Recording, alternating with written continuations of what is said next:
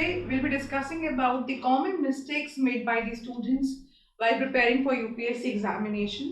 So आज जिन चीज़ों के बारे में, जिन गलतियों के बारे में हम बात करने वाले हैं, अगर आप इन गलतियों पे काम करते हैं, स्पेशली वो लोग जो अभी इस स्टेज के इनिशियल फेज में हैं, like those who are in the initial stage of the examination और अभी तैयारी चल रही है उनकी, वो सबसे ज़्यादा इसमें बेनिफिट होने वाले हैं अगर इसको एग्जीक्यूट करते हैं।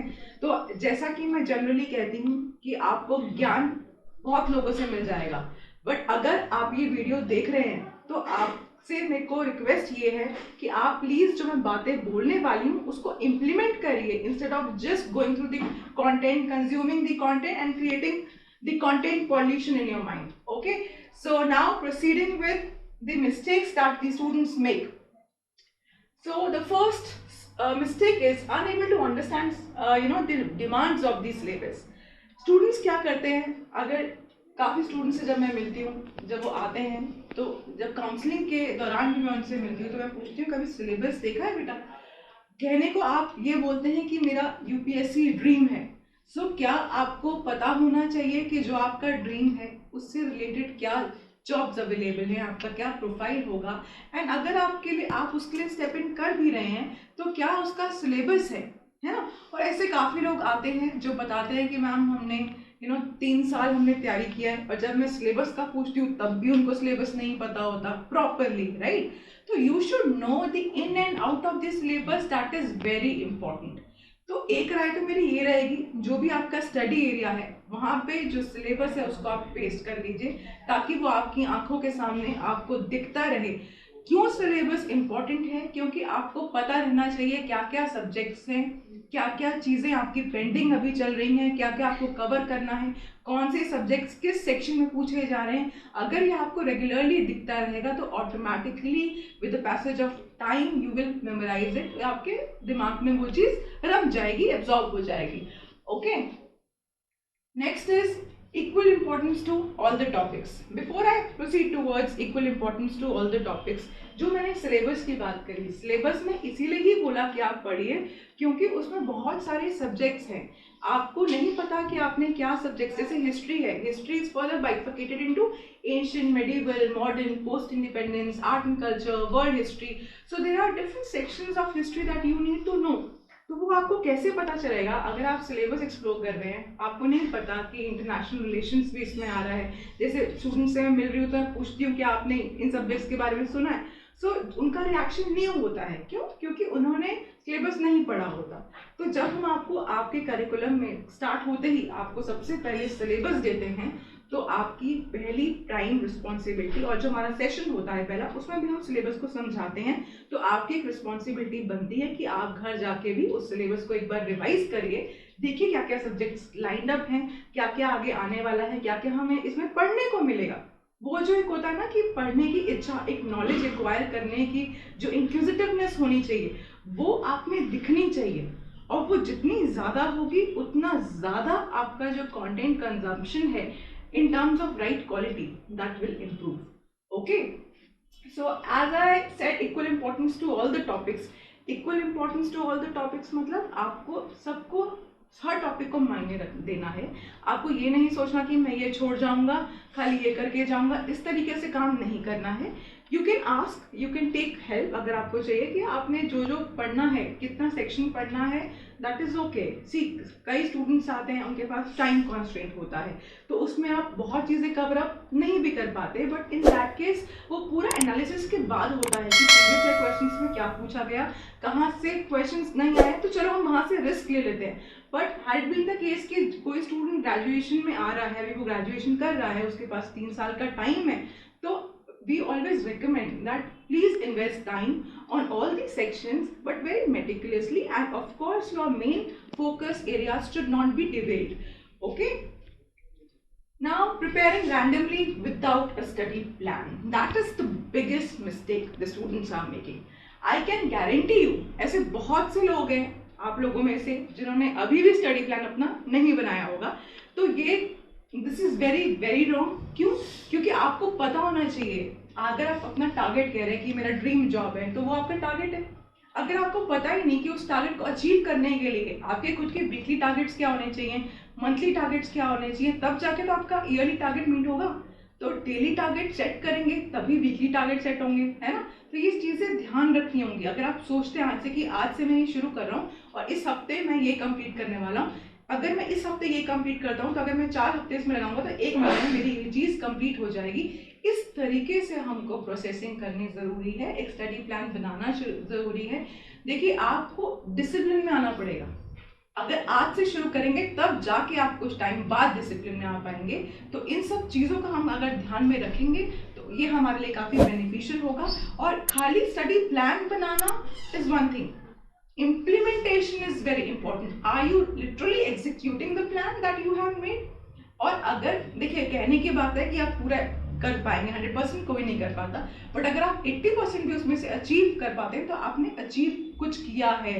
You have made something, you have executed, and execution के बाद जो आपको रिजल्ट है ना, वो आपका जो आउटपुट है ना, वो आपको आपके फाइनल रिजल्ट में डेफिनेटली रिफ्लेक्ट होगा, बिकॉज इससे स्टूडेंट्स बेनिफिट होते हैं।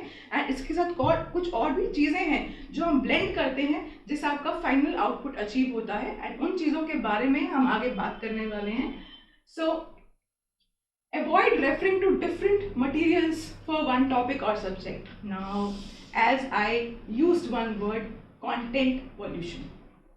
क्यों कहा मैंने कंटेंट पॉल्यूशन? कंटेंट पॉल्यूशन मैंने इसलिए वर्ड यूज़ किया कि स्टूडेंट्स को एक आदत है, जब वो एक इंस्टीट्यूट में पढ़ रहे हैं या किसी कहीं गए हैं बाहर, तो 4 लोगों से मिलेंगे, 4 लोगों से मिलेंगे तो पूछेंगे, अरे तू कहाँ से पढ़ रहा है, ओके तू कहाँ से पढ़ रही है, so I should consume all the content from all the places. अरे मैंने तो ये नहीं पढ़ा। अरे of course you should think that thing in mind कि author will not replicate the same content, it will lead to plagiarism, right. Plagiarism क्या होता है? सेम कॉपी पेस्ट कर दिया, तो वो तो अपनी लैंग्वेज चेंज करेंगे ना, बट इसका मतलब ये तो नहीं कि उसका मीनिंग ही चेंज हो गया, है ना।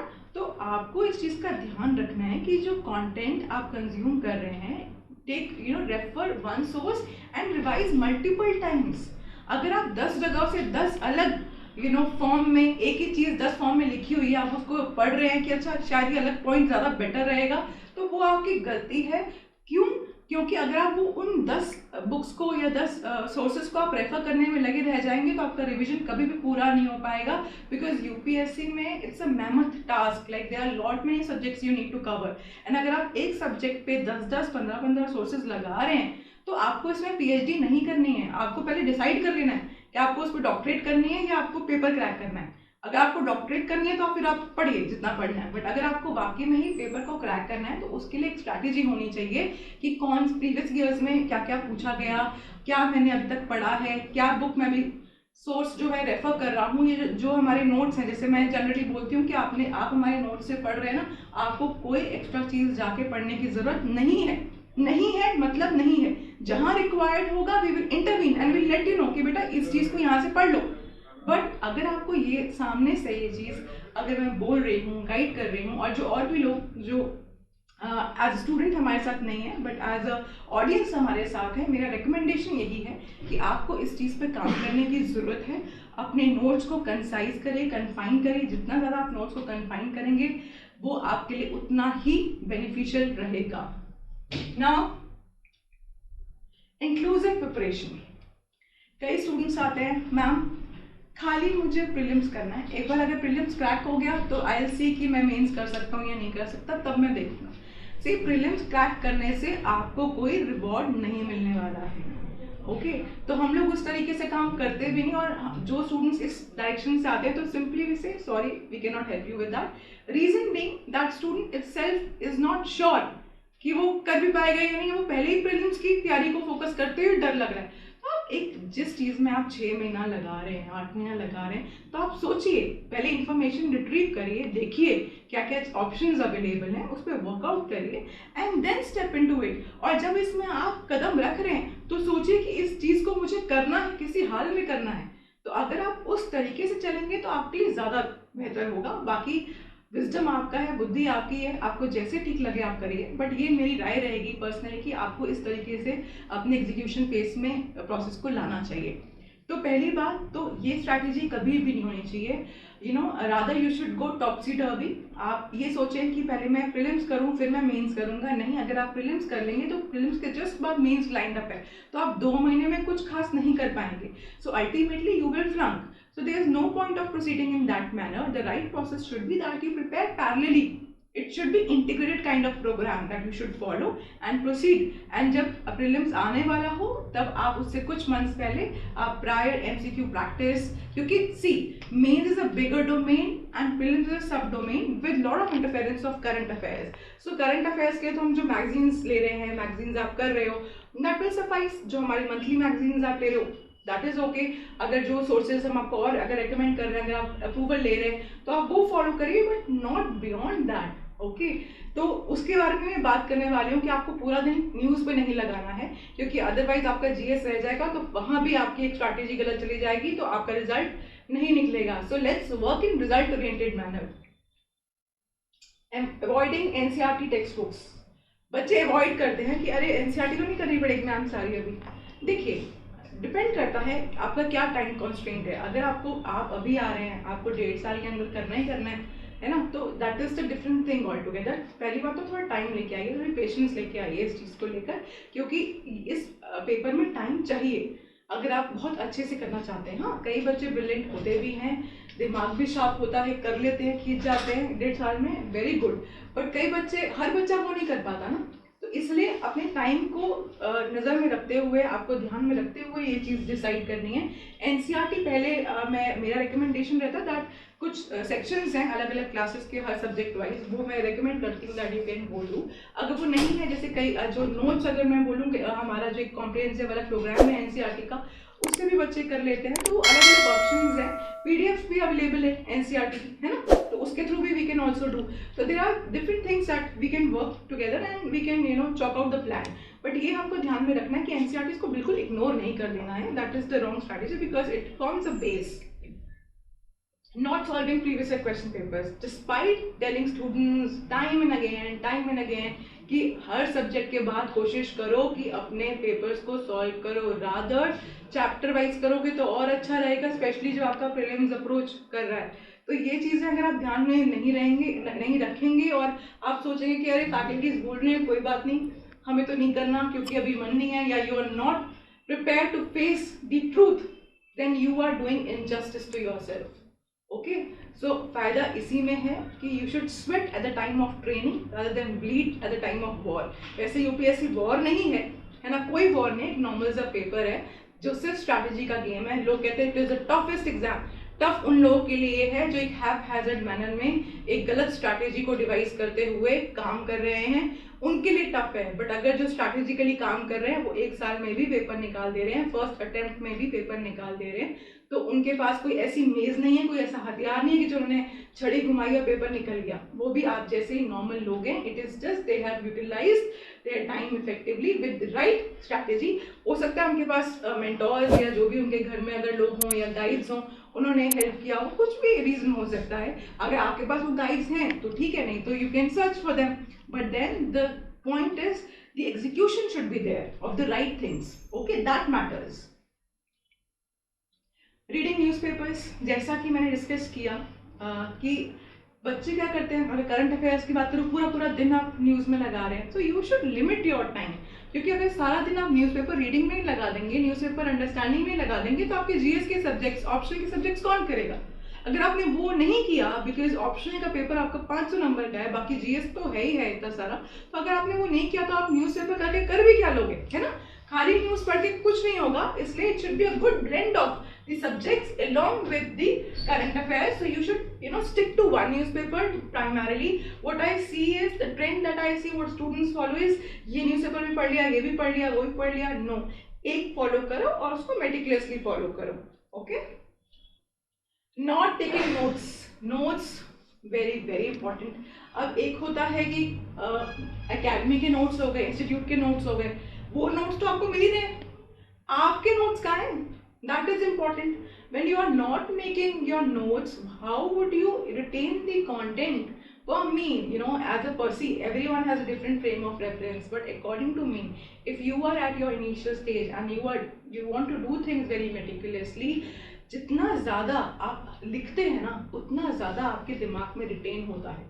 मैं दोबारा कहना चाहूँगी ये बात, जितना ज़्यादा आप लिखते हैं ना, उतना ज़्यादा रिटेंशन आपके माइंड में होता है एंड अल्टीमेटली आपको वो चीज़ें याद रहती हैं जब आप पेपर दे रहे हैं.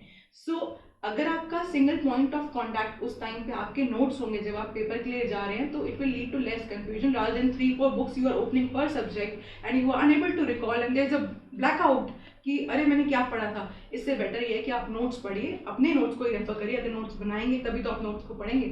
ओके, सो इसके साथ बहुत सारी चीज़ें और आती हैं, लाइक यूजिंग डायग्रामेटिक रिप्रेजेंटेशन, जो मैंने पहले भी बात करी है, या आपको आगे भी कुछ सेशंस में दिख जाएगा. वो मैं कहती हूँ, दिखूंगी आपको कि डायग्राम्स का क्या रोल होता है, बेटर रिप्रेजेंटेशन का क्या इंपॉर्टेंस होता है आपका आंसर राइटिंग में. तो ये आंसर राइटिंग में आप डायरेक्टली नहीं कर सकते. It should not be impromptu, it should be done prior with practice in your notes. तो वो चीज़ें अगर आप करेंगे तो आपके लिए काफ़ी बेनिफिशियल रहेगा. Then avoid too much of discussion with friends. Discussion काफ़ी टाइप के होते हैं. कई स्टूडेंट्स कहते हैं कि हम इस चाय पे चर्चा कर रहे हैं in terms of the topics. So आपको सोचना चाहिए. देखिए, बात करनी ज़रूरी है. Peers are important because you get guidance from the right peers. Okay, so it is on you how you are choosing the peers. Okay, so I would recommend that go for positive people rather than going for negative people जो कहे अरे तेरा तो ये नहीं हुआ, तेरा तो ये नहीं हुआ, तू नहीं कर पाएगा paper. Go for people who motivate you and tell you अरे it is doable, you can do it, तुमने इतना कर लिया, यहाँ यहाँ थोड़ा सा गलत हो, मुझे लगता है अगर ऐसा कर लोगे तो अच्छा होगा, है ना.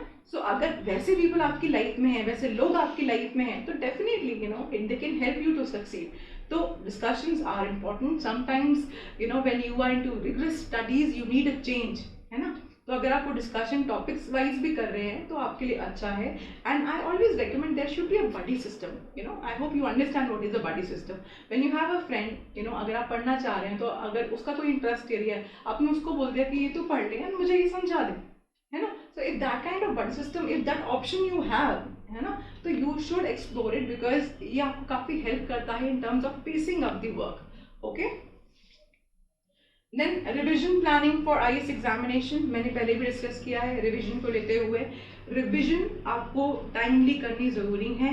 जैसे जैसे प्रीलिम्स पास आता जाता है तो आपके रिविजन के जो नंबर ऑफ आवर्स हैं वो बढ़ते जाते हैं, बट आपकी daily revisions, weekly revisions important है. जैसे कि मैंने बात करी थी कि आप कैसे, बच्चे पूछते हैं कि हमें याद कैसे रहे, हमें याद नहीं रहता मैम, हम पढ़ तो सब कुछ रहे हैं बट याद कैसे करें, याद ही नहीं हो रहा, हम भूल जाते हैं. क्यों भूल जा रहे हो? बिकॉज आपकी डेली रिविजन्स नहीं हो रही. जो अगर डेली रिविजन की मैं बात नहीं करूँ, आपकी वीकली रिविजन्स नहीं है, मंथली रिविजन्स नहीं है. सो वही at the end there is a crux of the story कि आपका एक स्टडी प्लान होना ज़रूरी है, एक टाइम टेबल होना ज़रूरी है जिसको आप फॉलो करें, ताकि आपको पता लगे कि देखिए टाइम टेबल फिक्स नहीं हो सकता. आज आप कुछ प्लान कर रहे हैं, हो सकता है कल कुछ प्रॉब्लम हो जाए, आपको टाइम टेबल चेंज करना पड़े. बट मैं वही कह रही हूँ, 100% मीट नहीं होगा, 80% तो होगा. क्या वो अगर वो चेंज हो रहा है तो आप उसको इम्प्लीमेंट तो कर रहे हैं. तो वो सब चीज़ें आपको इसमें ध्यान में रखनी है. Then optional subject, that is very important, specially who are in the initial stages. अगर आपने चूज़ नहीं किया है तो बहुत सारे पैरामीटर्स हैं, इसके लिए भी मैं बहुत जल्दी डिस्कस करने वाली हूँ. एंड अलग से इस पर एक क्लास होगी, अलग से इस पर एक सेशन होगा जिसमें हम बात करेंगे कि ऑप्शनल कौन से हैं, क्योंकि ऑप्शनल आपका 500 मार्क्स का, 500 मार्क्स का पेपर है. तो हमको बिल्कुल भी हल्के में नहीं लेना है.